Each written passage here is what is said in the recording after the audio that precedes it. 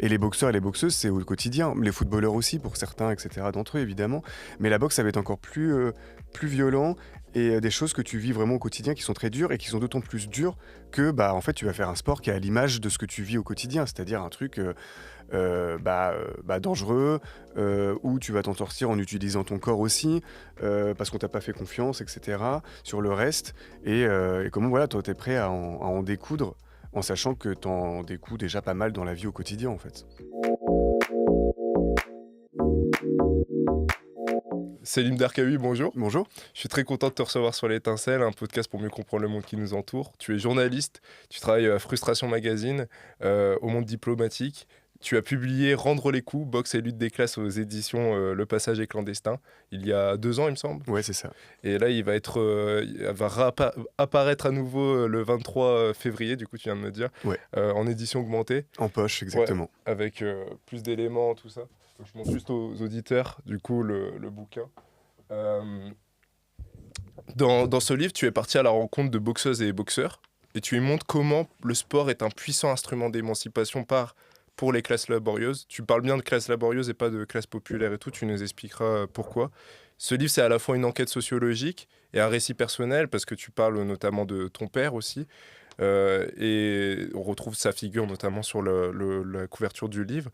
Tu confies dans ce livre que tu n'as jamais vraiment accroché avec ce sport. Qu'est-ce qui t'a conduit à y replonger et plus précisément sous cet angle sociologique et surtout avec ces différents entretiens, avec ces différents intervenants?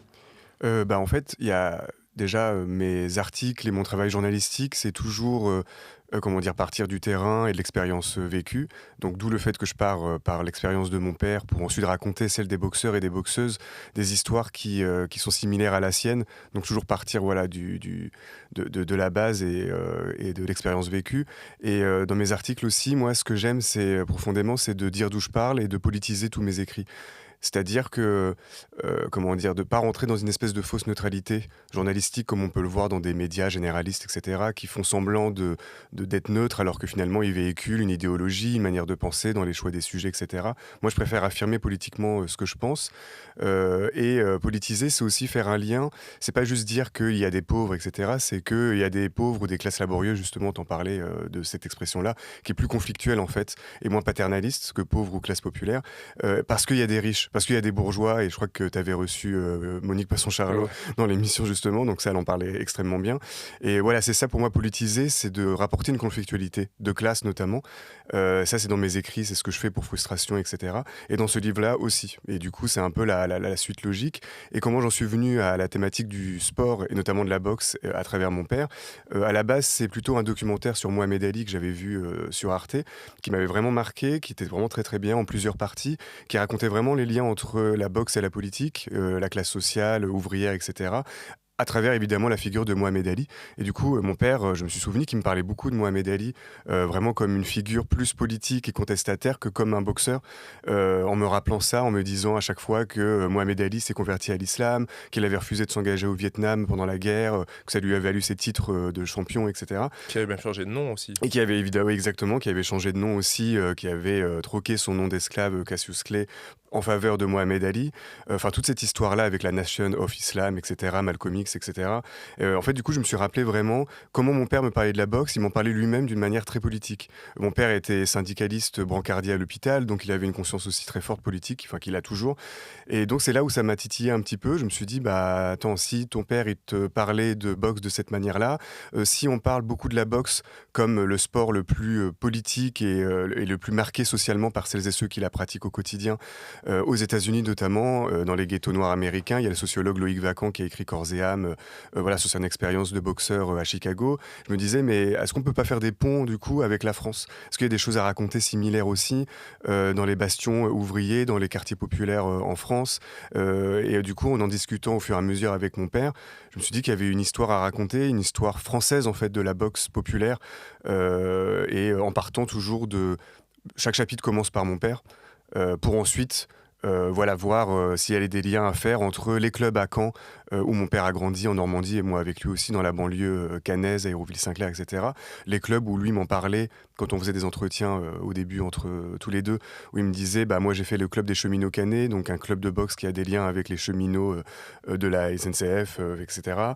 Des liens très très politiques. Et du coup en enquêtant ensuite en banlieue parisienne, je retombe sur des clubs un peu similaires À et Aubervilliers et tout. à Aubervilliers exactement, à Blanc-sur-Seine aussi. Medine qui a préfacé le livre, du coup, lui, son père, il a un club au Havre, dans la banlieue havraise. Voilà, donc de fil en aiguille, c'est partir de son expérience à mon père pour ensuite voir qu'il y a plein de vécus communs et de clubs communs en France, quoi. Et d'ailleurs, tu dis bien, c'est pas un livre sur la boxe, c'est vraiment un livre sur les classes laborieuses et pas, Ouais. en fait, la pratique de la boxe te permet en fait d'analyser justement le vécu de ces classes laborieuses là. Oui, exactement. C'est ça qui m'intéresse vraiment parce que, encore une fois, on revient sur le truc de politisation, etc. De raconter, rien que de raconter une histoire ouvrière et immigrée de la boxe qui l'est profondément, c'est déjà politiser son sujet en fait. C'est pas parler de la boxe juste pour parler de la boxe, des palmarès par exemple, des choses comme ça qui m'intéressent un peu moins, mais de faire le lien plutôt à la fois un peu sociologique et politique avec ce sport. Et qu'est-ce qui fait que des hommes et des femmes ont un parcours de boxe et plutôt poussent les portes d'un club un jour dans leur vie, que tout ça n'est pas un hasard, n'est pas le fruit des hasards. Et c'est Medine qui dit ça. Il dit c'est le seul sport où on dit qu'on n'y joue pas, on le fait. Enfin, il y a quelque chose de très voilà, de travail en fait, de labeur, d'où le mot classe laborieuse aussi, qui est très propre à la boxe en fait. Mais c'est très vrai en vrai, parce qu'à chaque fois on dit tout le temps jouer au foot, jouer au tennis et tout, mais on parle jamais de jouer à la boxe. Ouais. Moi, enfin, comment dire, sur le sport, enfin, là, il y avait en plus les JO l'année dernière et tout. Ça, évidemment que ça m'intéresse. J'aime bien regarder de temps en temps des matchs, des compétitions, de trucs, etc. Mais là, dans mon travail, c'était plutôt quand même de montrer à quel point ce sport-là était le plus marqué sociologiquement, Ouais. socialement, et que par conséquent, ça avait des conséquences directes sur la pratique de ce sport-là, et comment ce sport, intrinsèquement, en fait, raconte cette histoire-là, ouvrière, etc., et profondément politique, même dans sa manière d'être, dans les coups portés, dans la gestuelle, etc. C'était ça vraiment, et c'est pour ça, comme tu dis très bien, je commence le livre directement pour dire que c'est pas un livre que sur la boxe, la pratique en soi, mais plutôt les liens politiques, etc. C'est aussi pour le lecteur et la lectrice, pour essayer de rassembler le plus de monde, parce qu'il y a plein de gens qui s'intéressent pas forcément au sport, etc. Et c'est de me dire, bah là, je vais essayer de raconter une histoire, l'histoire entre guillemets, voilà, politique de ce sport-là, intéresser à la fois les sportifs et en même temps les non-sportifs aussi, que tout le monde s'y retrouve et qu'en fait, à travers un sport, on peut raconter énormément de choses qui dépassent le simple palmarès, quoi. Ouais, je pense qu'on y reviendra, parce que tu parles aussi, en fait, je retrouvais dans ton livre cette idée aussi de la ségrégation spatiale où tu l'analyses et tout, comment justement les villes, les banlieues sont organisées, comment les classes laborieuses sont organisées et tout. Et ça, c'est super intéressant aussi, cette dimension-là. Juste pour en revenir plutôt aussi à l'histoire de la boxe, justement, pour comprendre comment les classes laborieuses s'approprient ce sport. Parce que l'histoire, ce que tu montres, c'est que ça vient de la Grèce antique, c'était le pugilat et tout. Et comment justement les classes laborieuses vont s'approprier ce sport-là? Comment ça, en fait, entre la Grèce antique et maintenant, il y a eu enfin, une réappropriation de ce sport. Je crois que c'est au XVIe siècle, un truc comme ça. Et justement, pourquoi et comment ils vont se réapproprier? Oui, c'est ça qui est intéressant avec ce sport-là, c'est aussi toutes les contradictions qu'il incarne en lui-même, et un peu les contradictions de la société de manière générale. C'est qu'à la base, sport, notamment dans le 19e, 18e plutôt, sport de bourgeois, aristocrates, etc., et qui ont vite trouvé le moyen de mettre en scène, pour des paris sportifs, des choses comme ça, des corps laborieux notamment, comme des gladiateurs en fait. Donc parier sur eux, les mettre en scène, qu'ils puissent se battre entre eux. Et du coup, il n'y a plus du tout cette manière d'appréhender la boxe comme de noblard, entre guillemets, assez séparés l'un et l'autre, avec les poings levés, plutôt aristocrates, etc. Donc il y a tout de suite une utilisation de ce sport-là comme quelque chose qui peut être vecteur justement de finances, d'argent aussi, et mettre en scène et mettre en jeu des corps prolétaires, etc., dans tout le 19e siècle, avec tout le mouvement ouvrier, la bourgeoisie qui s'organise de plus en plus à ce moment-là. Donc ce sport-là devient ça, et au fur et à mesure, c'est comment les sportifs eux-mêmes arrivent à s'émanciper de ça. Là, il y a un livre qui s'appelle Une histoire politique du ring noir. Ok. Là, j'ai plus l'auteur en tête, mais je le cite dans le livre, et vu qu'il y a le titre, là, les gens pourront aller Je regarder crois que ouais, je directement. vois en plus la couverture. C'est chez Sileps. Et là, il en parle bien aussi de comment, à ce moment-là, il y a toute l'histoire avec pas mal de boxeurs noirs qui cherchent à s'émanciper via ce sport-là, finalement qui se font attaquer de racisme, etc., de ségrégation parce qu'en fait ils vont battre un boxeur blanc. Il y a toutes ces histoires-là aussi qui lui raconte très très bien et comment le ring est déjà, comment dire, un lieu, un théâtre de la ségrégation, du classisme aussi envers les plus pauvres. Et comment des sportifs vont à la fois être instrumentalisés pour se battre, mais qui en même temps vont, en fait, par rapport à leur combat, à leur manière d'appréhender ce sport-là, vont essayer de s'émanciper par ce sport-là. Et c'est tout le 19e siècle ensuite, c'est comment les classes laborieuses vont s'approprier ce sport-là, vont à chaque fois soit vouloir s'en émanciper, soit s'émanciper par ce sport-là pour s'en sortir. Comme Jack London aussi, l'écrivain américain, il a écrit pas mal de romans sur la boxe, sur sa pratique de la boxe. La tête de viande et tout. Exactement, Un bout de viande, qui est l'un de ses romans les plus célèbres, où il parle d'un vieux boxeur qui doit repartir sur le ring pour gagner un peu d'argent pour pouvoir manger, etc., nourrir sa famille. Donc il y a toute cette dynamique-là de comment s'en sortir par le sport, comme on peut le voir avec le football notamment, et comment au fur et à mesure il y aura aussi cette manière de en fait qu'est-ce que va signifier la boxe pour nous. Quand mon père m'en parlait ou quand je l'ai interviewé ou quand d'autres boxeurs et d'autres boxeuses comme mon père m'en ont parlé, il y avait vraiment ce truc en mode oui, on veut s'en sortir par ce sport-là, mais en même temps on n'est pas dupe dans tout le 19e siècle notamment par la récupération marchande aussi, de comment on veut instrumentaliser nos corps. C'est Aya Sissoko, la boxeuse, qui en parle beaucoup, de comment on devient que des bouts de viande aux yeux des sponsors pour gagner, enfiler des médailles et leur faire rapporter de l'argent. Comment en fait on va être de la chair à canon, en sachant que la boxe c'est aussi le sport de combat qui est à l'époque, notamment parce que là il y a eu les MMA, etc., c'est une autre histoire, mais qui est le sport entre guillemets le plus violent quand même, parce que c'est des coups assénés à la tête, au visage. Donc là c'est vraiment, il y a toute la symbolique aussi de prendre des coups sur le visage, socialement, symboliquement, c'est ce qu'il y a de plus fort. Beaucoup de boxeurs et de boxeuses qui ont fait d'autres sports de combat comme de judo, etc., m'ont dit que la symbolique était beaucoup plus violente. La charge symbolique en boxe, ça signifie beaucoup de choses sur le fait de pouvoir même mourir sur le ring. Il y a eu pas mal d'histoires comme ça aussi, de Mohamed Ali qui a eu la maladie de Parkinson, etc., et qui est mort comme ça. Donc il y a tout ça, de sacrifice aussi, qui revient souvent, de dignité, qu'on retrouve en boxe, dans la pratique même, dans le fait d'avoir un entraînement très régulier, très militaire, de sacrifier pas mal de choses en parallèle, de savoir encaisser des coups dans la vie au quotidien. Là, mon père, il me parlait de la police, notamment à l'école. Je mélange un peu les deux, mais de la police au quotidien, plutôt dans les années 80, des contrôles, etc. Donc ce rapport-là à la violence qui est assez quotidien.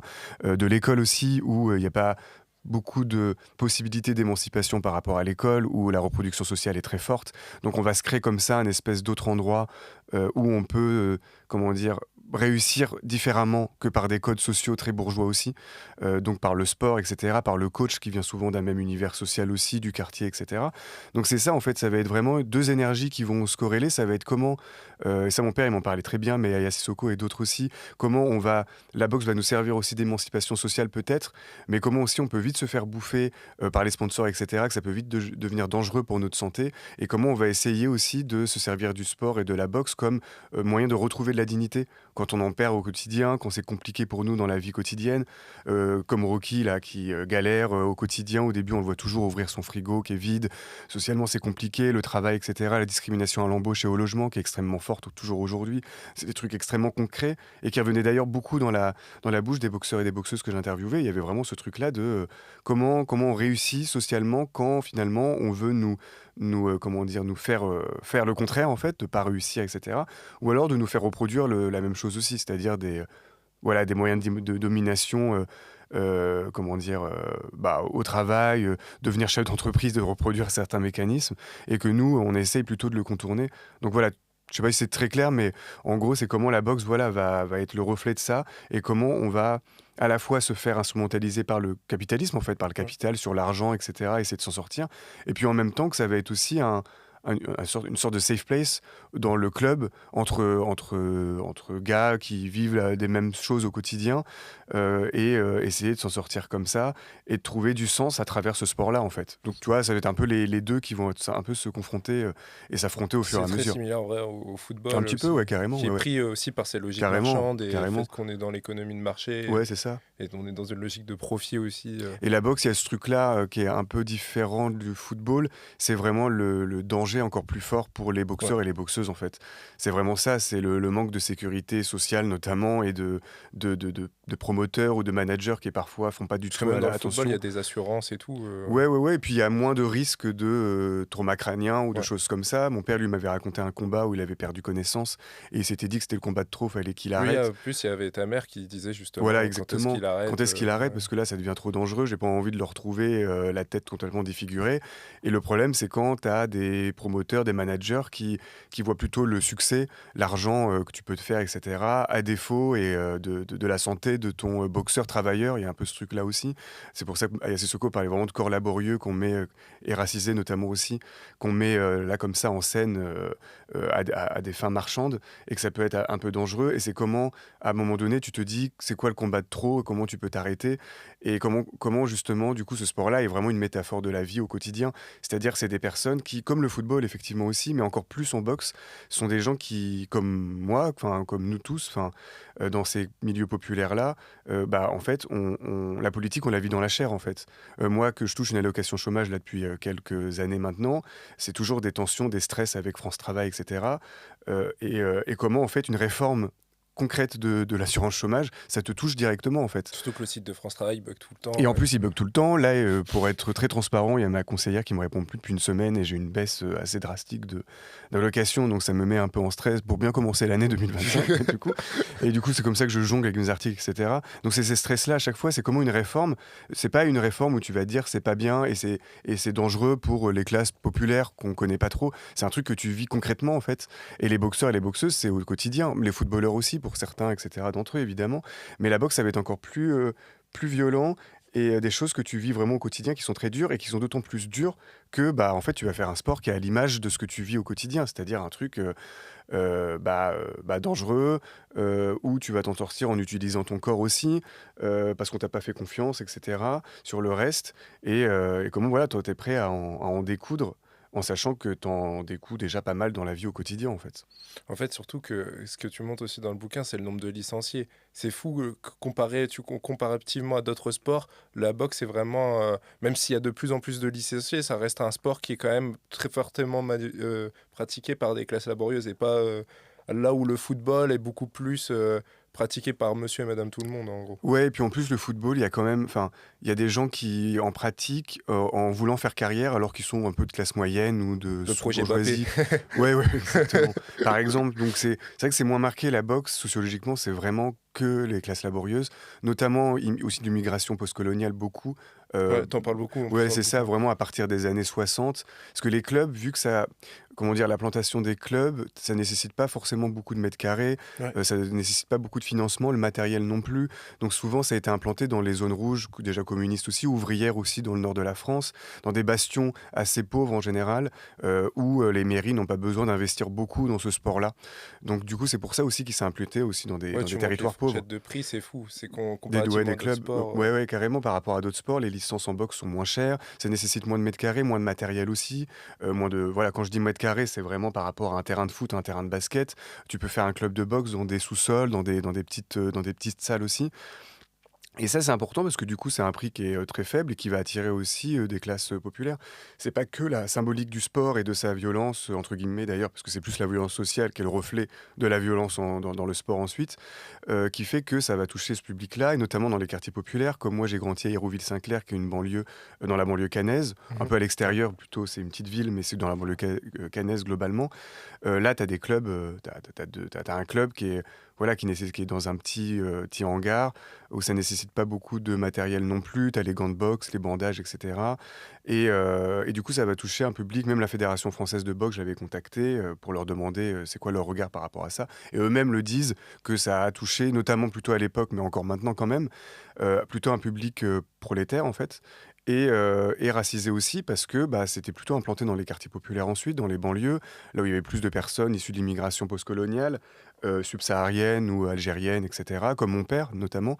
Et c'est vrai qu'en enquêtant, je voyais de plus en plus des boxeurs comme mon père, en fait, issus de l'immigration algérienne des années 60, 70, après la guerre d'indépendance.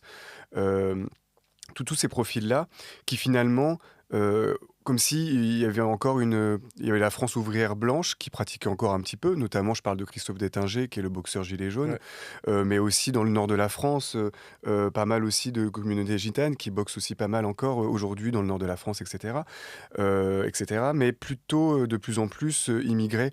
Donc comme s'il y avait une France encore plus pauvre que la France ouvrière blanche qui, bah, immigrait en fait, qui boxait, soit pour, gagner un peu d'argent, soit aussi pour, comme je disais tout à l'heure, retrouver une dignité et cetera et ça revenait, ça en avait beaucoup comme quoi c'était vraiment une histoire à la fois ouvrière de la boxe, mais aussi à partir des années 60 de plus en plus, immigrés dans les années 70, 80, et cetera et par rapport au football, vraiment, il y a ce truc-là de comment dire? Là, en boxe, ceux qui la pratiquent et qui veulent surtout faire carrière en amateur, en professionnel, là, c'est vraiment que des classes plutôt populaires. Un peu «classe moyenne» entre guillemets, même si j'aime pas le mot de classe moyenne, mais grosso merdo, comme on dit. Plutôt les classes populaires ou laborieuses, ouvrières, pour faire de la compétition. En foot, tu peux avoir des gens qui font de la compétition et qui ne sont pas issus forcément de milieux populaires et ouvriers ou immigrés, en fait. C'est beaucoup plus divers, comme tu disais toi-même, qu'en boxe où ça reste quand même très marqué parce que vraiment pour monter sur un ring de boxe et pour vouloir faire carrière, pour vouloir prendre des coups et en rendre, faut vraiment avoir des raisons d'en faire quoi. C'est pas anodin. Ouais, c'est pour ça que tu dis, il faut vraiment pas oublier cet aspect social qui est super important. Ouais, Et d'où le titre aussi que j'ai trouvé super intéressant, rendre les coups vis-à-vis aussi justement ouais, c'est ça, il y a toute de la ce qu'on vit, symbolique quoi. derrière en fait. C'est important parce que quand je voyais des documentaires, des trucs ou des articles dans le Figaro, mais pas forcément seulement le Figaro, Mhm. qui parlaient de boxe, mais vraiment sans les mots classe sociale, sans les mots immigrés, sans mettre des mots, des termes, dire par exemple que la boxe c'est une métaphore de la vie en général. Bah en fait c'est ça, le fait de pas politiser la boxe en tant que telle, c'est de dire que c'est la vie en général. Bah non, c'est la vie des classes laborieuses en fait surtout, en fait. Ouais, c'est une posture faussement neutre. Ouais, tout à fait, c'est exactement ça et ça m'agaçait un petit peu. Ça agaçait énormément mon père aussi, de voir que, bah, en fait, c'est effacer un petit peu toute cette historicité, en fait, ouvrière, immigrée de ce sport-là et de masquer ça et de faire semblant que c'est un sport finalement comme un autre, en disant que c'est un sport, voilà, hyper, fascinant parce que c'est 2 hommes, qui se sacrifient sur un Mm. ring, il y a eu pas mal de littérature là-dessus, de films là-dessus qui sont très, très bien.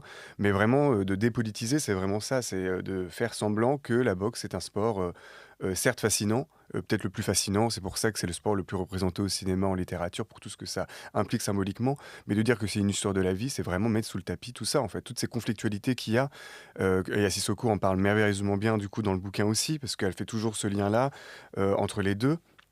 Entre ce sport-là et vraiment la vie, mais la vie d'une classe sociale en particulier, et pas de n'importe laquelle, quoi. Celle qui est Dans, majoritaire par ailleurs. D'ailleurs, dans le bouquin, il y a, par rapport à toutes les personnes que tu interroges, il y a aussi cette dimension exutoire qui Ouais. revient beaucoup sur le fait que justement c'est un moyen de s'émanciper, contrairement à ce qu'on entend souvent, que la boxe permet de canaliser et tout ça. Et tu dis que dans le bouquin, en t'appuyant notamment sur Frantz Fanon et sur d'autres, sur le fait que ces termes de canalisation, ça revient beaucoup à cette idée de sauvagerie, à une idée un peu coloniale et tout. Est-ce que tu peux nous expliquer justement pourquoi en fait justement ces médias, ces classes dominantes véhiculent cette idée de canalisation qui est une idée plutôt coloniale, là où les boxeurs voient plutôt comme un exutoire la boxe, justement au travers des témoignages que tu as eus. Bah là, c'est intéressant parce que c'est vraiment comment les classes dominantes, elles voient la boxe à leur manière et quand ça les arrange. Soit vont voir la boxe comme quelque chose de artistiquement, visuellement très joli dans les films de Scorsese, Raging Bull par Ouais. exemple, dans la littérature avec Ernest Hemingway, etc. Là, la boxe de manière un peu métaphorique et lointaine, ça les intéresse. Par contre, quand il s'agit de s'intéresser de celles et ceux qui la pratiquent au quotidien, dans la chair, etc., dans les quartiers populaires, c'est pas quelque chose qui va les intéresser parce que c'est des gens qui de base les intéressent pas forcément. Médiatiquement, ils sont pas très représentés. Là, je cite des chiffres, c'est 3% de personnes issues des quartiers populaires qui sont présents dans les médias au quotidien, par exemple. Et du coup, ça se reflète parce que vu que la plupart, c'est des boxeurs et des boxeuses de ces milieux-là, eux non plus ne sont pas très visibles. Et la boxe a été longtemps un sport qui n'était pas forcément très visible médiatiquement, à part sur Canal+, quelques trucs comme ça. Mais ça n'a pas du tout été aussi médiatisé, aussi sponsorisé que le tennis, le judo et d'autres choses comme ça. Aussi mis en avant par l'UNSS, par exemple, au lycée, mis en avant de cette manière-là. Lachit, des boxeurs et des boxeuses qui me racontaient aussi comment la boxe pouvait être mal vue en tant que pratiquant de la boxe, en mode c'est violent, etc. Par contre, voir des films de boxe, ça on aime bien la symbolique derrière, mais dès qu'il s'agit de parler avec des boxeurs et des boxeuses des quartiers concrètement, genre de mon père, de Aya Sissoko, etc., là par contre, ça allait intéresser moins, quoi. Donc il y avait ce mépris-là de la pratique de la boxe, moins que la boxe comme idée générale et comme représentation artistique en fait. Et ça se retrouve aussi dans comment l'État a pu se servir de la boxe aussi. C'est que soit on s'y intéresse pas, du coup on s'intéresse pas à des pratiquants, des pratiquantes, parce que c'est des gens qui nous intéressent pas globalement, quoi. On veut pas investir chez eux, etc. Donc on n'investit pas dans les clubs et compagnie. Mais par contre, et là c'est ce que j'avais enquêté en voyant que finalement, quand il y a des révoltes urbaines, quand il y a un mort de la police comme Naël en 2023, mais comme d'autres aussi chaque année par ailleurs, là Même les Gilets effectivement. jaunes dont tu parlais aussi tout à l'heure avec Ouais, Christophe Détinger. ouais, exactement. Donc ça, c'est vraiment le côté concret politique de la boxe et comment ça peut être instrumentalisé par l'État et comment ils vont chercher cette fois-ci à canaliser les jeunes en mode, bon, on sait qu'ils font de la boxe, comme ils font du foot, etc. Donc là, tout d'un coup, on va s'intéresser à ce sport-là et finalement, on va contacter des coachs qui sont aussi des coachs qui sont souvent bénévoles parce que malheureusement, il y a beaucoup de travail gratuit dans ces milieux-là et où on laisse les gens se démerder, comme mon père qui a été entraîneur pendant longtemps, en mode t'es coach, t'es bénévole et tu fais du social aussi en même temps parce que le tissu est totalement t'as quasiment rien, t'as pas d'aide, etc. Donc tu fais les deux à la fois. T'es à la fois coach et éducateur spécialisé, ce que mon père me disait souvent. Et comment on peut les contacter en mode, bah là les jeunes, ils se rebellent un peu. On n'aime pas trop ça parce qu'ils contestent un petit peu l'ordre établi. On va faire semblant que c'est pas à raison, qu'on n'a pas nos torts, alors que évidemment que si, sur toutes les violences policières, etc., les discriminations, l'embauche et tout ça. On va faire semblant que si, puis on va contacter des coachs pour calmer un petit peu leurs ardeurs, quoi, parce que là ils deviennent un peu trop excités. Puis on va leur faire de la boxe notamment, soit ils en font déjà, soit on va les canaliser par la boxe, sport de combat, en mode bon, vous êtes violent, vous avez des raisons de l'être, on va pas le dire comme ça, mais du coup, on va contacter des coachs pour vous canaliser. Et canaliser, ça, mon père, il aimait pas trop ce terme-là. Enfin, du coup, je leur en ai parlé, enfin, je leur ai dit, on parle souvent de la boxe comme un moyen de se canaliser, plutôt que comme un exutoire, comme tu disais très bien, qui est là un peu plus en mode exutoire, retrouver une dignité, essayer de trouver du sens, machin, qui est un peu plus intéressant et moins paternaliste que canaliser. Et du coup, canaliser, j'avais l'impression que c'était pas qu'une impression, parce qu'en voyant ça dans les médias, etc., par l'État, par le personnel politique, pendant les révoltes urbaines notamment, que c'était très utilisé ce terme-là, et pas pour d'autres sports de combat. En karaté, judo, il n'y avait pas forcément cette idée de canalisation. Et d'ailleurs, j'ai l'impression que c'est très français en plus, ce truc de très paternaliste Ouais, sur le sport, dans oui, la ouais, gestion. ouais, ouais. 'Fin, Ouais, dans la gestion bah, un peu coloniale des banlieues, en fait, hein, de tout ça, comme on le voit d'ailleurs en Nouvelle-Calédonie ou à ouais, Mayotte, hein, là pour le coup c'est avec les extrêmement Kanaks, ouais. concret. Hein. C'est comment Macron se comporte avec les gens à Mayotte en mode OSS 117 colonialiste. C'est Sinon, la ce même serait dans manière. la mer, vous serez encore plus dans la Oui, c'est ça mer. exactement.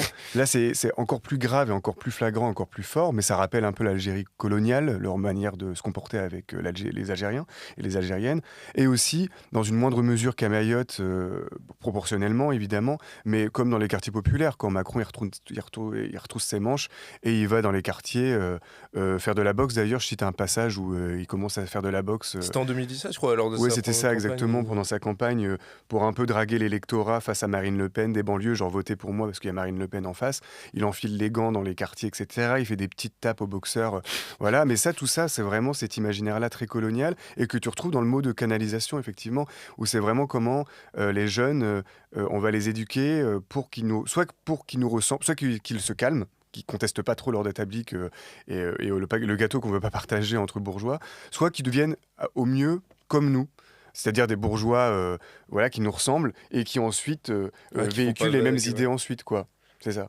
Qu'on avale un petit peu et qui finalement deviennent un peu comme nous. Et cette idée de canalisation-là, on la retrouve vraiment du coup en boxe parce que celles et ceux qui l'incarnent, c'est des ouvriers, blancs aussi, mais notamment aussi des Arabes et des Noirs en fait. Et du coup, moi, ce qui m'a intéressé, c'est comment les boxeurs et les boxeuses, qu'est-ce qu'ils pensent de ce mot-là qu'on a souvent dit, ça vous canalise, ça vous calme en fait, c'est un peu le sous-entendu. Et voilà la réponse Ouais, ils de, détestent ce mot. bah du coup, ouais, carrément, parce que bah il y a une vision très paternaliste de leur sport, de leur manière de l'appréhender, d'eux-mêmes aussi. Et Sissoko a des mots assez durs, mais mon père aussi, on a des mots assez durs là-dessus. Et comment ça les infantilise, en fait. C'est vraiment le truc d'infantilisation et de dépolitisation de leur vécu. Du coup, plus on dépolitise leur vécu, les classes dominantes, plus bah, du coup, on fait moins de liens de cause à effet, comme je disais au tout début. Et plus finalement, à travers ce sport-là, on va le déposséder un petit peu de sa racine comment dire, politique et sociale. Et voilà. Et des fois même, enfin, ce qui est fou, c'est quand je lisais le bouquin, ce terme de canalisation, je me suis rendu compte que parfois même moi-même je l'employais. Je disais ça me canalise, tu vois. Je me disais, et en fait, tu avais travaillé notamment avec Nicolas Framont sur la question des mots et tout. Tu avais sorti un ouvrage à l'époque. Et en fait, c'est vrai qu'on oublie aussi, c'est que les mots, ils ont un sens et ils ont une histoire. Et de les utiliser, de les employer, ça renvoie à une signification particulière. Et Ouais. du coup, avec la boxe, c'est encore plus flagrant, encore plus intéressant de voir que derrière ce mot canalisation, il y a tout un historique Ouais. et qu'il faut questionner en Oui, il y a fait. tout un présupposé ou un impensé en fait qu'il faut déceler et vraiment le plus intéressant c'est quand tu vois qu'on ne le dit pas pour d'autres sports et c'est pas parce que, enfin comment dire, c'est plutôt pas le sport en soi comme je disais tout à l'heure, c'est vraiment celles et ceux qui l'incarnent qu'on vise à travers ce concept, ce mot-là quoi. Et ça c'est hyper important, mais surtout quand tu interroges les pratiquants et les pratiquantes eux-mêmes. Parce que, comment dire, comme je disais au tout départ, quand finalement, comment dire, tu pars vraiment d'un truc très politique de base dans tes recherches, dans ta manière d'appréhender le journalisme, etc., Ouais. forcément, tu vas avoir des obsessions ou voilà, où mon père il était très politique, donc il m'a retransmis pas mal de choses comme ça. Du coup, tu vas avoir des instincts comme ça qui vont dire, non mais attends, comment ça se fait qu'on parle de canalisation pour ce sport-là? Du coup, tu vas demander aux gens pourquoi on en parle, etc. Tu vas rechercher ça, tu vas essayer de trouver d'enquêter en fait, tout simplement. C'est mon métier de journaliste, c'est vraiment d'enquêter, de demander à des gens, d'aller voir sur le terrain, etc., de discuter, de réfléchir sur les mots, sur les concepts en fait qu'on utilise pour voilà pourquoi les boxeurs et les boxeuses utilisent plus le mot spontanément de dignité ou d'exutoire parfois ou de sacrifice plus que canalisation. Canalisation, c'est un mot que j'ai très peur de trouver dans tous les entretiens que j'ai fait avec les boxeurs et les boxeuses en France en fait. Et des fois quand ils revenaient, ça arrivait de temps en temps. Et c'est comme tu dis toi, ou comme moi, en fait, je l'utilisais aussi à la base. Ouais, C'est ça me canalise. instinctivement, tu vois, il est tellement répété et tout. Et mon père, il me disait, ah oui, non, canalisation, effectivement, ça me va pas. Et en fait, c'est juste que quand tu es journaliste, tu es censé faire le lien. Ton travail, c'est ça, c'est que tu t'effaces. C'est que là, dans le livre, moi, je m'efface. C'est mon père qui est important. C'est lui que je vais mettre en avant. C'est ce qu'il pense, etc. Et moi, en fait, mon seul travail, ça va être vraiment de faire le lien entre tous les gens, entre tous les clubs, entre les États-Unis, la France, etc. Et aussi de poser les questions, poser les bonnes questions. Pas juste dire ah, mon père, c'était quoi la boxe, ou à Yassissoko, ou à Nasser, ou à plein d'autres gens. Juste ça représente quoi pour toi, etc. C'est aussi de poser des questions qui vont faire dire des trucs aussi qu'ils pensent et qui est présent au quotidien. Mais moi, il y a plein de trucs que je pense, etc. Et si on me pose pas les questions, bah, comme tu fais toi, je vais pas les dire, je vais pas y penser, etc. Bah, c'est pareil pour les gens que tu interviews quand tu es journaliste, en fait. Il y a des trucs qu'ils ont en eux sur justement la critique de canalisation. Ouais. Mon père, il m'avait dit, ah bah tu vois, c'est marrant que tu me parles de canalisation. Effectivement, j'avais un doute sur ce terme-là. Et là, je lui disais, bah oui, moi aussi, c'est vrai que canalisation, ça m'a choqué. Je me suis dit, tiens, c'est marrant qu'on l'utilise beaucoup pour la boxe et pas pour d'autres sports. Et t'en penses quoi? Et du coup, il me dit, bah effectivement, c'est vrai que je trouve que c'est un peu paternaliste ce mot-là, etc. T'en avais d'autres qui n'étaient pas forcément d'accord avec ce terme-là. Enfin, ça pouvait être assez divers, mais ce qui était intéressant, c'était comment, en posant les bonnes questions, t'as plein de réponses en fait, des super réponses et finalement des trucs où tu te posais pas forcément la question parce que tu avais la tête dans le guidon dans ton sport, dans ton travail, etc. Et comment, en posant des questions, finalement, t'en viens à avoir des réponses, quoi. Mais dans le bouquin, tu sais aussi questionner sur le lien entre rap et pratique de la boxe. Ouais, Est-ce que tu peux nous expliquer aussi ce lien entre... Ce qui permet aussi de faire le pont, parce qu'il y a aussi ce truc-là, cette dimension de sacrifice, d'exutoire aussi qu'on retrouve dans le rap. ouais.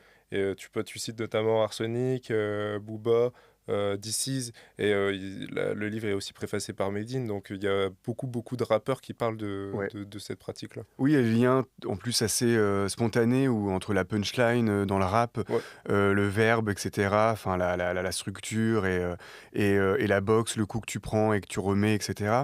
Déjà, il y a ça, ce truc-là, mais il y a aussi le fait que je me suis aperçu que comment dire, la meilleure documentation sur la boxe, indépendamment de discuter avec plein de gens, etc., bah, c'était le rap en fait. C'était le rap français. Et en recherchant dans des archives, dans des groupes ou dans des morceaux, je me suis rendu compte que bah, tu avais pas mal de la présence de la boxe qui était déjà là dans plein d'albums de rap ou plein de chansons en fait. Il y a Medine évidemment, mais t'en as plein. Même dans la pochette de 113, l'album où DJ Mehdi a participé, etc. Ouais, T'as plein de petites vignettes ouais. de leur vie à Vitry là. Et t'as une vignette avec Farid Kider aussi, qui est un super boxeur. Mon père il m'en parlait de temps en temps. Donc du coup t'as déjà cette présence là de la boxe qui est là dans l'environnement en fait au quotidien. T'as le football, on en a beaucoup parlé. Mais tu avais aussi la boxe qui était là en parallèle. Maintenant, tu as la boxe taille, etc. Mais qui faisait partie de l'univers en fait, des gens au quotidien, des jeunes. Donc forcément, si toi-même, t'as pas fait de la boxe, etc., Medine, lui, il a pas été tout très porté par la boxe par rapport à son frère. Moi, c'est pareil, j'ai pas été très porté par la boxe quand j'en ai pratiqué. Mais du coup, par contre, pour Medine et pour d'autres, pour les gars du 113 et tout, la boxe faisait partie de leur environnement déjà. C'était soit ils avaient un oncle qui était coach, soit là, dans ma famille, par exemple, c'est mon père qui était boxeur, mes oncles, ils faisaient du football. Etc. Donc tu avais forcément un cousin, un pote qui fréquentait un club, qui connaissait ça, et c'est encore le cas maintenant d'ailleurs. Et en fait, cette histoire un peu ouvrière et immigrée de la boxe, française notamment, était présente dans le rap français. Et donc il y avait, comme je te disais, là, les liens punchline, etc., très concrets, aussi de vécu commun aussi entre rappeurs, etc., boxeurs, mais aussi le fait que... bah, voilà, c'est ça, j'en parle souvent, c'est que dans des conférences que j'ai pu faire sur des trucs boxe, littérature, machin, les bouquins, les romans sur la boxe, notamment en ce qui concerne la France, c'est vraiment la musique en fait, Ouais. qui est encore plus, je trouve, qui raconte encore mieux la boxe parfois que des romans, parce que c'est souvent celles et ceux, soit qui la pratiquent, qui font du rap aussi, soit en fait, c'est des gens qui vivent un commun similaire des boxeurs qui la racontent le mieux. C'est que des fois, tu sais, tu as eu des romans ou des gens qui se sont un peu déguisés en boxeurs pour raconter la boxe, en mode tiens, moi aussi je vais faire de la boxe alors que c'est pas mon univers, etc. Pourquoi pas?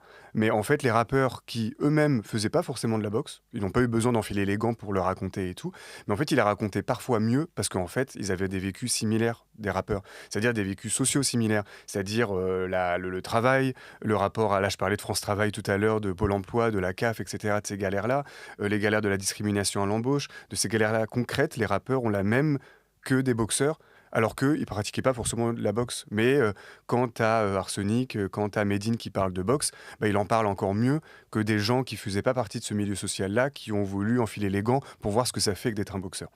Tu vois, finalement. Ouais. Et là, en y réfléchissant, j'avais pas pensé à ça, forcément. Non, mais tu vois, comme quoi, du coup, là, tu me fais bien de poser la question, mais finalement, plutôt que de pas appartenir à la même classe sociale, au même vécu commun que les boxeurs, et les raconter, finalement, c'est vrai que les rappeurs qui forcément faisaient pas... Enfin, je me répète un peu, mais je réfléchis en Ouais. même temps, mais du coup, les rappeurs qui pratiquaient pas forcément de la boxe, connaissaient mieux la boxe parce qu'ils partageaient un vécu commun et la compréhension de pourquoi t'en viens à faire de la boxe. C'est que Medine, lui, il a pas fait de la boxe, mais il s'exprimait différemment politiquement. Bah, la musique, en fait, Ouais. du coup. C'est comme ça c'est comme ça qu'il rend les coups, Medine, en fait. C'est par ses textes de rap. Ou qu'il les prend, ou qu'il les rend, c'est par le rap, quoi. Mais c'est pour ça, même quand tu analyses le mot des punchlines et Oui, tout tout, à fait, exactement. c'est ce Ouais, ouais, vocable-là, il c'est revient. exactement, et d'où le titre Rendre les coups, en fait. Et Medine, lui, il a trouvé sa manière de les encaisser et de les rendre, ça va être le rap. Et son frère, qui lui s'occupe plutôt du club au Havre et entraîne des gars et des filles en boxe. Son frère, lui, il a trouvé sa voie plutôt dans la boxe, quoi. C'est comment... après, là, c'est un peu le truc idéal aussi, entre guillemets, c'est comment tu politises ton truc et tout. Mais après, c'est normal que... euh, comment dire, que tu t'en viennes à te dire que bah, je veux gagner de l'argent aussi par la boxe, par le rap, etc. Enfin, toutes les contradictions que tu as avec ça, que tu viennes assez libéral aussi par la boxe ou par le rap, et que finalement tu ne deviens pas forcément comme Medine qui est très politique et tout. Tu peux aussi te dire que je veux m'en sortir. Et c'est déjà suffisamment comme ça compliqué que j'ai pas envie non plus de politiser tout ou de machin et plutôt bah, essayer de m'en sortir et de comment dire et d'avoir des accointances avec un système plutôt libéral et capitaliste. Je sais pas si tu vois ce que je veux dire, Ouais. mais en gros, Parce que c'est de toute façon, on est pris, on est on est tiraillé pris, c'est tous. exactement ça. Donc moi, c'est pour ça, je comprends très bien que chacun trouve, s'en sorte comme il peut, tellement on vient de loin et que c'est très compliqué. Soit tu fais comme Medine et tu remets tout en question, etc. Mais c'est pas évident. Et d'ailleurs, il a encaissé beaucoup de coups ensuite aussi, des attaques médiatiques, etc. Soit aussi, et c'est tout à fait normal, tu souhaites t'en sortir et pas forcément tout politiser, etc. Parce que c'est très prenant, très fatigant et épuisant à la longue, quoi, aussi, quoi. Surtout quand on est pris aussi dans une question de temps aussi. De temps, tout à fait, exactement. Ouais, Tu parlais tout à l'heure de France Travail. ouais, Si tu veux derrière à côté faire tes recherches, si tu ouais, veux à ouais. côté. Bah c'est ça en fait. On oublie que toutes ces aides-là, parce qu'en ce moment il y a la réforme du RSA, et elles Ouais. permettent aussi de dégager du temps pour savoir vraiment ce qu'on veut Oui. faire, savoir comment le faire justement et comment bien faire les choses aussi. Oui, exactement, ouais. Bah là, en plus, là, toutes ces réformes-là, RSA avec les 15 heures hebdomadaires et tout, c'est vraiment comment faire culpabiliser les gens, ne pas remettre en question le marché du travail qui est Mhm. totalement verrouillé, etc. Et que souvent, on nous propose du travail de merde aussi, très mal payé ou avec des risques pour la santé au travail qui est extrêmement important. Et voilà. Et ça, du coup, c'est quand même, c'est vraiment une manière comment dire, de considérer que tout le temps qu'on peut se dégager est dangereux. En fait, du coup, c'est le temps qu'on fait tous les Réfléchissez deux. pas trop. Voilà, tu vois, Ouais. c'est le temps qu'on a tous les deux là en ce moment. C'est ça, c'est vraiment comment faire en sorte que on puisse pas tenir et faire d'autres choses en fait. Tu vois, penser à d'autres choses, pratiquer d'autres choses, etc. Donc c'est comme la retraite par exemple. C'est plus on travaille longtemps, c'est moins on a de temps pour ensuite ne pas travailler ou d'être pris en étau par le chantage à l'emploi, etc. Mal rémunéré et compagnie. Où finalement tu retrouves beaucoup de temps pour toi en fait et pour tes proches, etc. Et pour faire des choses plus importantes quoi. Enfin, Surtout qu'en vrai, qui ont plus de sens, ouais. Enfin, voilà. passer autant de temps au boulot, on se rend compte que c'est pas forcément non plus efficace. Même sur Oui, le plan économique, donc c'est ouais, ça ouais, qui est exact. En fou. plus, c'est ça, exactement. C'est C'est pas qu'on est dans une dans logique qui est une logique, oui, complètement. de vraiment nous asphyxier et d'éviter qu'on pense en parallèle et qu'on fasse d'autres choses.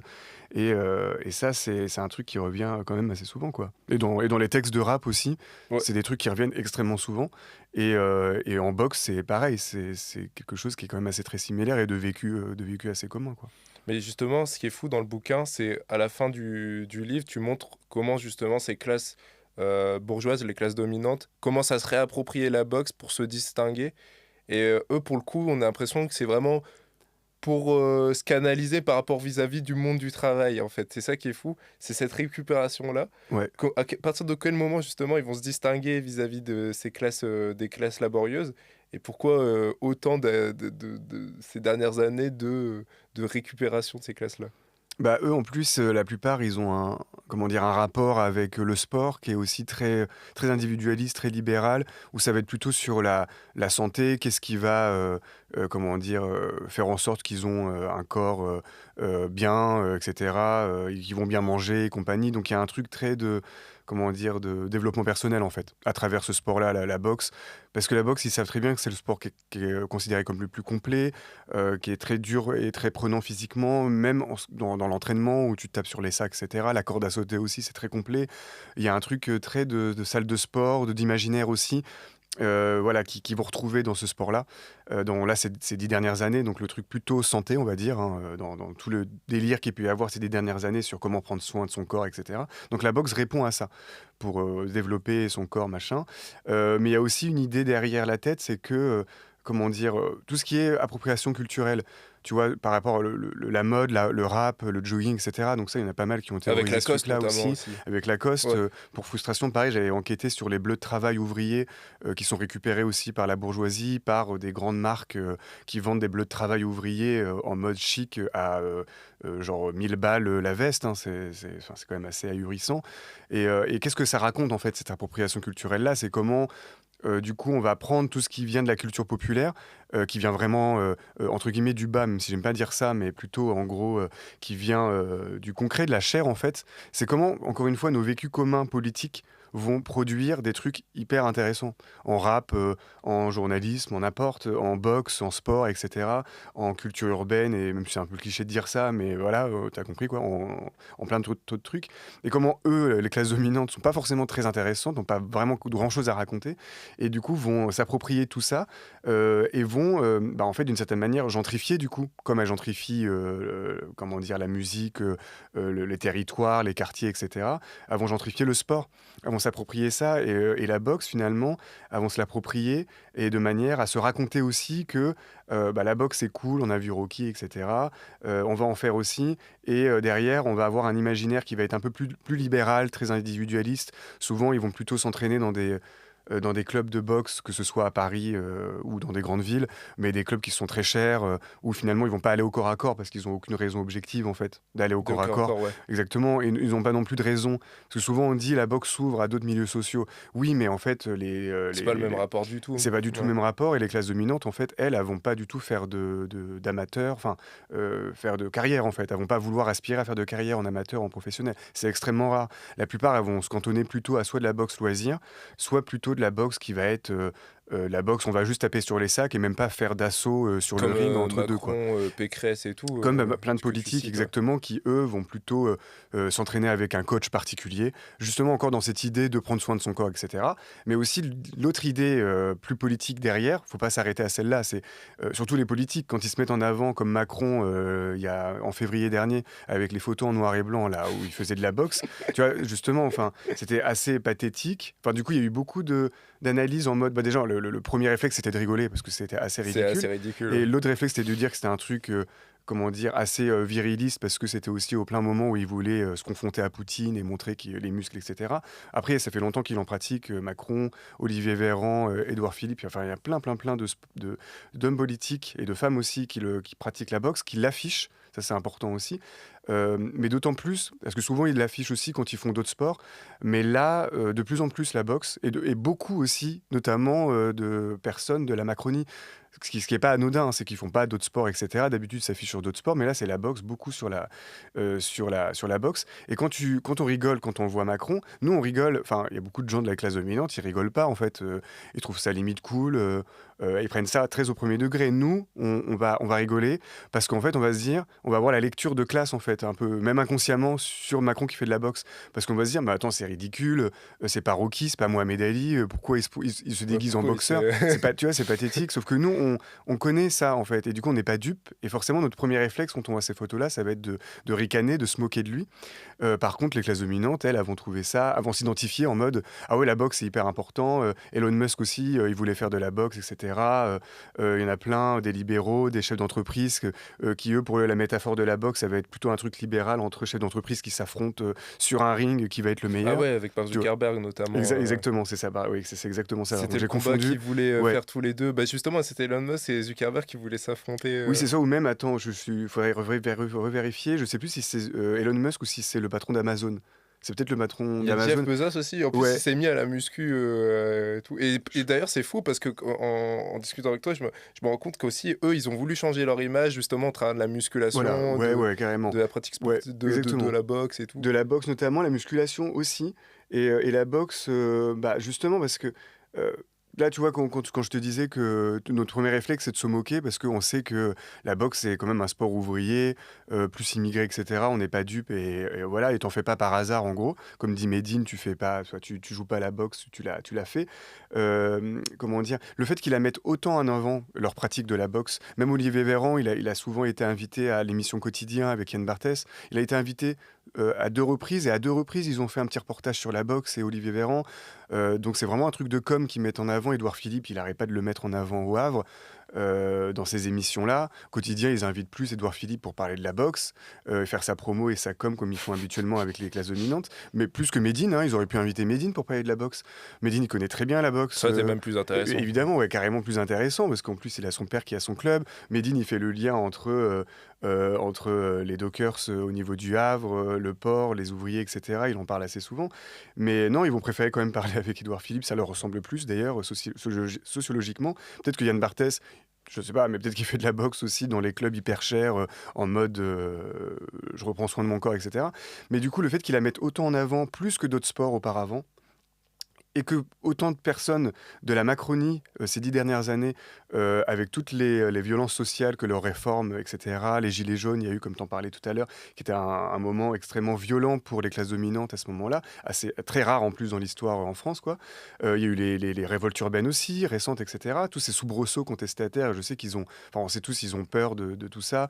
Là, pendant la Dès que ça période touche au corps, en fait, dès qu'on commence ouais. à leur toucher à leur corps, ils commencent à Ils avoir commençaient peur. à avoir peur, là, Ouais. quand les gilets jaunes allaient dans le 8e arrondissement. Il y avait même Macron, l'équipe de Macron qui avait prévu un hélicoptère, je sais plus quoi, là, à l'Élysée, et cetera. Donc il y a tout ça, quand même, tout ce contexte à prendre en compte. Et le fait qu'ils mettent en avant autant la boxe, c'est aussi montrer une forme de regardez, nous aussi, on est des durs et faites pas les malins. C'est un peu ça. C'est comme si le sac de boxe, là, de frappe, c'était un peu nous, en fait, d'une certaine manière. Et d'une autre analyse, entre guillemets, c'est aussi comment dire, ils veulent montrer que bah, finalement, par leur pratique de la boxe, ils sont un peu comme nous. Enfin, tu vois, ils connaissent un peu les milieux durs, un peu ouvriers, etc. Ça les rend un peu proches du peuple, en fait, d'une Surtout, certaine ils manière. ont envie de justement cultiver en plus ce récit Ouais, ouais, et ce récit, méritocratique. ce récit méritocratique en mode, bah, nous aussi, ouais, on vient d'un truc difficile, etc., d'un truc Déjà ouvrier, Damien une aussi. espèce de, ouais, c'est ça, exactement, un truc un peu folklorique, parce qu'en plus, ils ont vraiment un rapport assez folklorique. C'est pour ça qu'ils parlent de classe populaire. T'en parlais au tout début, pourquoi je parlais pas de classe populaire et plutôt de classe laborieuse. C'est populaire, il y a vraiment ce truc un peu folklorique, les classes populaires C'est à vaste en mangent du plus. barbecue, etc., font du tuning, là, et etc. Donc un rapport très d'ailleurs très culturel. Ça les arrange, un truc fantasme culturel, et pas du tout politique. Quand c'est les gilets jaunes, par contre, et quand ils commencent à s'énerver, à faire des liens entre la richesse et machin, là par contre, Ah, c'est là, c'est voilà, problématique. c'est plus le petit gilet jaune qui est sympathique, qui se lève le matin tôt et qui fait son barbecue chaque week-end, enfin l'été notamment. Mais du coup, voilà, c'est vraiment comme tu dis, mais de mettre en scène ça et de ce storytelling en mode de réussite un peu, et que nous aussi, on est comme vous, on vient un peu, voilà, d'un truc dur. Et finalement, vu que la méritocratie, l'égalité des chances, ça a été vachement écorné ces 10 dernières années, personne n'y croit, c'est une arnaque, finalement, il n'y a que la reproduction sociale, etc. Finalement, même quand tu t'émancipes et que tu deviens, comme ils aiment bien appeler, un transfuge, tu passes d'une classe à une autre, c'est pour devenir bah, un salopard aussi de bourgeois qui va exploiter ensuite d'autres, parce que c'est ça qu'ils aiment bien, c'est aspirer comme ça pour qu'ensuite tu reproduis ce qu'eux ils font. Mais Et c'est là où l'analyse de Bégodeau était super intéressante d'Édouard Louis. En fait, il disait pas voilà, ouais, ouais, par exemple, ouais. la problématique, c'était plutôt comment justement ces bourgeois vont Aspirer, suivre Édouard Louis. ouais, ouais. Et comment après, moi j'avais fait une grande école de journalisme, le CELSA, et c'est soit tu fais les mêmes articles qu'eux, tu vas Ouais. parler de la même manière qu'eux, des mêmes personnes, etc., avec les mêmes mots aussi, hein. Tu vas utiliser le mot, je sais pas, réforme, le mot, je sais pas, alors là on parle d'Israël, Palestine, etc., du génocide à On va Gaza, parler de guerre. de guerre, voilà, exactement, tu vas dire de guerre Hamas-Israël, comme si c'était ça, alors que c'est une guerre coloniale menée contre le peuple palestinien, mais ça c'est Le Monde qui l'utilise par exemple. Donc du coup, c'est comment toi, on veut que tu parles comme ça. Du coup, qu'on t'aspire comme ça, on dit oui, c'est bien, ah, c'est cool, on a de la diversité un peu, ethnique, machin, un peu sociale aussi. Mais ethnique, c'est mieux parce qu'en plus, c'est visible. Comme ça, ils se disent arabe et noir égale populaire, donc du coup, c'est encore mieux pour l'afficher ensuite, pour se démarquer des autres médias. Mais par contre, une fois qu'ils t'ont comme ça, il faut que tu valides ce qu'ils disent, il faut que Ouais. tu dises de la même manière. C'est-à-dire que la diversité, c'est pas forcément avoir une autre ligne éditoriale, c'est vraiment plutôt avoir la même que et faire la même chose, en fait, reproduire les mêmes éléments de langage, comme là on vient de dire, etc. Mais Et d'ailleurs, l'appauvrissement des médias, je pense, le fait que les gens, de plus en plus de médias en ligne existent et que de l'autre côté, on voit ouais. que chez les jeunes, il y a un désintérêt très profond vis-à-vis des médias dominants. Enfin, par exemple, on regarde la télé, finalement, c'est qu'une toute petite partie de la population qui regarde la télé. Bah, ou alors c'est beaucoup, enfin malheureusement, je sais pas, moi je la regarde beaucoup aussi, mais en vrai j'avais fait le calcul, là quand il y a eu les législatives, c'est quand même le JT, enfin si tu cumules tous les 20 heures, genre C'était à vous quotidien, les JT de France 2, TF1, Quotidien et on tout. arrive quand Ouais. même à plus de 15 millions enfin, de téléspectateurs et téléspectatrices. C'est beaucoup. Souvent ils disent, ah regardez, on a des cartons d'audience, etc. Mais c'est parce qu'en fait ils ont le monopole de l'audiovisuel public et tout. Donc quand on met une chaîne, c'est pas parce qu'on la regarde qu'on valide ce qu'on regarde. Moi j'ai grandi avec mon père qui met France Info tous les matins et qui s'énerve dessus. Parce qu'il s'énerve contre le traitement médiatique, contre les journalistes interchangeables et hyper libéraux.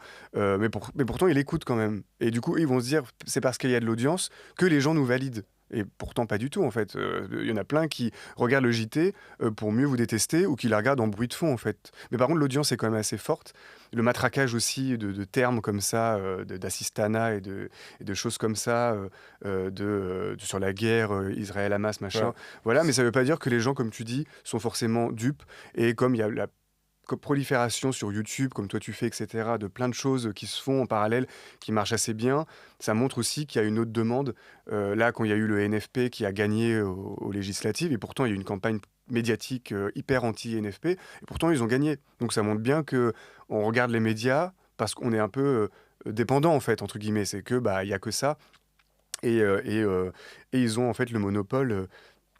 Ils ont un monopole sur nous par rapport à ça, quoi. Ça me fait Mais penser un peu à ce que disait Charlotte aussi, Vautier, qui travaille chez Canal. Elle était invitée chez Wissam, elle disait en vrai, je pense qu'on en fait un peu beaucoup avec X, dans le sens où X, c'est 5% de la population française qui est inscrite ouais, ouais, dessus, ouais. et que les gens, en fait, finalement, sont pas si dupes que ça. Et puis le vrai problème, c'est plutôt aussi des Cyril Hanouna qui véhiculent vraiment Ouais, ouais, une. ouais. Mais souvent, en fait, tu vois, là, on parlait de la méritocratie, l'égalité des chances, à personne n'y croit maintenant, quasiment pas. Enfin, tout le monde sait que c'est de l'arnaque. Et finalement, c'est pour ça que Macron et tout, il se déguise en prolo, voilà. Voilà, en gros, c'est ça, hein. Avec le bleu. Voilà, avec exactement, tu vois. Il manque plus que Macron qui met un bleu de travail. Bon, après, il y en a plein qui le font, hein, et qui se déguise en boxeur. On a tout, quoi, pour essayer de faire encore croire que, voilà. Mais, mais comment dire, là, ce qu'elle disait, là, Charlotte, là, du coup, comme tu cites, par rapport à X ou des choses comme ça, pareil, X, le réseau social, c'est bien parce qu'il y a des choses intéressantes qui se font. Il y a des vidéos de violences policières, genre Naël, par exemple. Ouais. Moi, je l'avais vu la première fois, c'était sur X, comme beaucoup d'ailleurs. Même ce qui se passe à Et, Gaza aussi, on le voit. et ce qui se passe exactement là, plus récemment, sur Gaza, sur toutes les images que tu pas du tout dans les médias. Moi, j'étais passé à BFM, j'étais un peu chroniqueur là-bas un temps. Et effectivement, tu peux difficilement en placer une. Enfin bref, ça, je l'avais raconté. Ouais, tu avais raconté aux médias, je crois. Aux médias exactement, aux médias TV et dans Frustration pour un article aussi. Mais X, du coup, ça peut être aussi un moyen, un contre-pouvoir en fait. Parce que voilà, tu as d'autres choses qui se passent, tu as d'autres traits, tu as d'autres personnes qui en parlent. Moi, je peux parler de mes enquêtes ou de mes trucs que je publie de temps en temps là-dessus. Et c'est très, très utile. Par contre, enfin, là, vu que tu parles de X, etc., tu vois, par exemple, juste pour faire un parallèle, les photos de Macron boxeur en noir et blanc, elles ont été diffusées sur Instagram et sur les réseaux sociaux par sa photographe, là, officielle.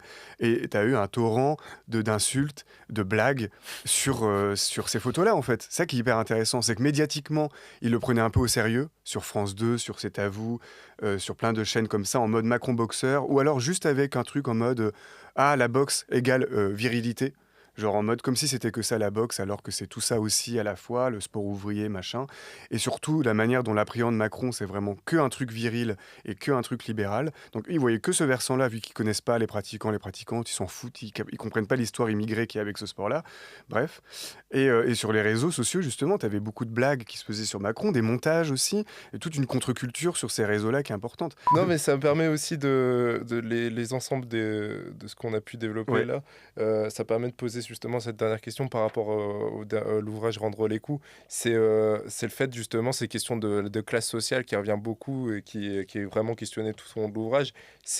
Tu montres que justement, beaucoup de boxeurs disent euh, souhaitent abandonner la boxe tôt ou tard. Est-ce que justement l'aspiration de tout boxeur, c'est justement cet abandon-là, et justement cet abandon-là est lié à cette idée d'abandonner justement, Hmm. enfin, de ne plus avoir ce monde avec différentes classes sociales. Ouais, ouais, ouais. Bah, oui, ça c'est un peu ma conclusion. Je me demande justement, enfin, comment dire? Est-ce que voilà, c'est ça, c'est aspirer à une société sans classe, etc., sans discrimination en fait, sans rapport de domination. C'est aspirer pour les boxeurs et les boxeuses qui pratiquent ce sport-là, à une société sans discrimination, sans problématique, vu que c'est un sport qui est intrinsèquement politique pour toutes les raisons qu'on a évoquées avant. Et bah du coup, est-ce que l'horizon c'est celui-là, c'est de se dire que en fait, si on est dans une société égalitaire, etc., on n'a pas besoin objectif de faire de la boxe, de la faire justement, et d'aspirer à ça, de prendre des coups et d'en rendre. C'est un peu l'idée en fait. C'est que vu que c'est un sport qui est né de la politique et né de la chair, etc., c'est à ce que, bah voilà, du coup, c'est pas un horizon à se poser justement. À ce que, voilà, moi je me suis posé la question aussi parce que j'en ai un pratiqué pour écrire le livre, mais un tout Ouais. petit peu. Mon père, lui, il m'avait un petit peu mis à la boxe, etc. Ça n'avait pas forcément pris. Et c'est vrai qu'au fur et à mesure, je me disais, mais attends, justement, pratique-là pour voir et pour mieux te rendre compte à quel point en fait tu te déguises en boxeur. Du coup, parce que tu as moins de raisons objectives, même si socialement, économiquement, tu es dans le rouge tout le temps et c'est très compliqué, et que finalement, bah, tu revis un peu ce que tes parents ont pu vivre, etc. Mais c'est vrai que moi, maintenant, je rends les coups différemment, enfin, j'essaye, enfin, par rapport à mes écrits, etc., à tout ce que je peux faire comme ça, le capital un peu symbolique et culturel que je me suis un peu que j'ai emmagasiné, etc. Et du coup, mon père, il me disait, bah oui, du coup, je me disais, toi, tu auras peut-être moins de raisons objectives d'en pratiquer, j'espère. Et du coup, dans sa bouche de mon père, c'était plus en mode, j'espère que tu auras moins besoin que moi de faire de la boxe. Donc, par conséquent, quand tu tires la ficelle, c'est un peu en mode, bah, dans une société idéale, mon fils n'aura pas besoin de faire de la boxe, comme moi, pour toutes ces raisons-là. Et du coup, d'une manière générale, la boxe n'a peut-être pas de raison d'être en soi si ça va mieux, d'une Ouais. manière générale, en gros. Enfin, je sais pas, c'est un peu... c'est moi, enfin, la conclusion que moi je tire, mais c'est pas celle de tout le monde forcément, mais c'est un peu celle-là, quoi. Ouais. Bah, merci beaucoup, Céline. Bah de Donc, rien. oui, ça a été un véritable plaisir. En plus, on a pu parler de plein Oui, oui, de. c'est bien, ouais, c'est bien. Ouais, ouais, comme Et ça. du coup, j'invite vraiment tous les auditeurs à lire l'édition augmentée qui sort fin février. Et c'était super intéressant. Bah merci Merci à toi beaucoup. pour l'invitation. Merci.